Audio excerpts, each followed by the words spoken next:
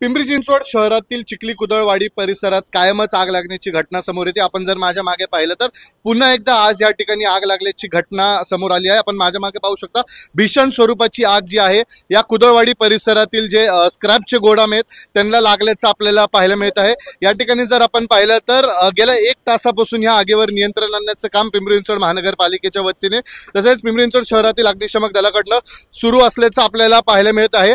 वारंवार जे आहे पिंपरी चिंचवड शहरातील ह्याच चिखली कुदळवाडी परिसरात आग लागल्याची घटना जी आहे ती समोर येत असते। आपण जर पाहिलं तर या ठिकाणी अद्यापही समजलं नाही की अधिकृत का अनधिकृत गोदाम आहेत ज्यांना आग लागल्याचं या ठिकाणी आपल्याला पाहायला मिळत आहे। ही आग इतकी भीषण आहे की गेल्या 1 तासापासून पिंपरी चिंचवड शहरातील अग्निशमक दलाकडनं या ठिकाणी या आगीवर नियंत्रण आणण्याचं काम सुरू आहे। आपण जर माझ्या मागे पाहिलं तर मोठ्या स्वरूपाची आग आपल्याला पाहायला मिळत आहे। मोठं नुकसान जे आहे ते या ठिकाणी या स्क्रॅपच्या गोदामांचं झालेलं आपल्याला पाहायला मिळत आहे। सध्या आपण ह्या आग लागल्याच्या घटनास्थळी असलेल्या एका मशिदीच्या टेरेसवर आपण उभा आहोत। या ठिकाणी जर आपण पाहिलं तर या ठिकाणाहून देखील पिंपरी चिंचवड शहरातील अग्निशमक दलाकडनं युद्ध पातळीवर जे आहे ही आग विझवण्याचं काम सुरू असल्याचं आपल्याला पाहायला मिळतं।